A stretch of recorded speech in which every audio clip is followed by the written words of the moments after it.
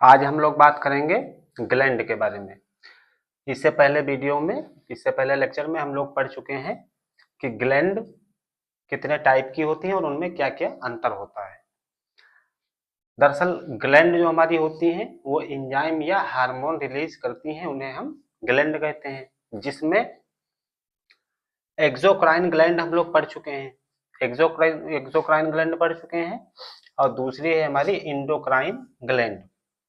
Endocrine gland और exocrine gland में फर्क यह है कि इंडोक्राइन ग्लैंड हमारी हार्मोन रिलीज कर रही है, जबकि एक्सोक्राइन ग्लैंड हमारी एंजाइम रिलीज कर रही थी। हमारी इंडोक्राइन ग्लैंड हार्मोन जब रिलीज करेगी तो वो ब्लड में मिक्स होके फिर अपना फंक्शन यानी कार्य करेगा। इंडोक्राइन ग्लैंड में डक्ट नहीं होता है, इंडोक्राइन ग्लैंड जो हमारी होती है उसमें डक्ट नहीं होता है, जबकि एक्सोक्राइन ग्लैंड में डक्ट रहता है। अब इंडोक्राइन ग्लैंड का हम पहला ग्लैंड देख लेते हैं, हाइपोथैलेमस ग्लैंड।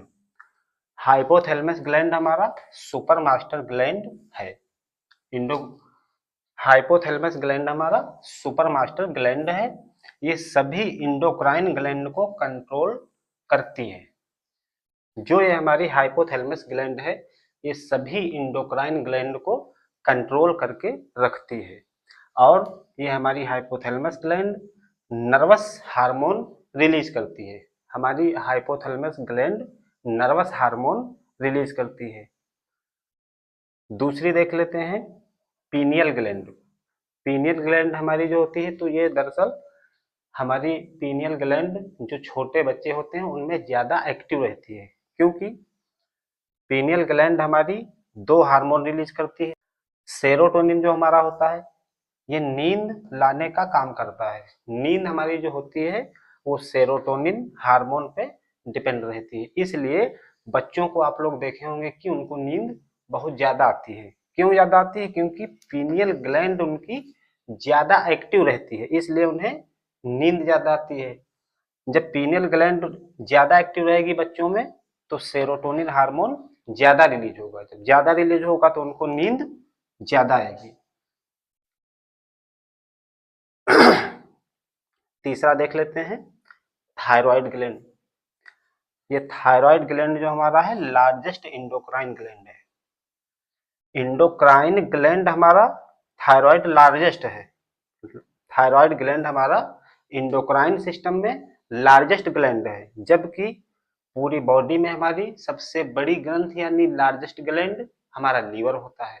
लेकिन इंडोक्राइन में थायराइड ग्लैंड हमारी सबसे बड़ी ग्लैंड है, जो कि यहाँ गले में होती है, यहाँ पे पाई जाती है थायराइड ग्लैंड।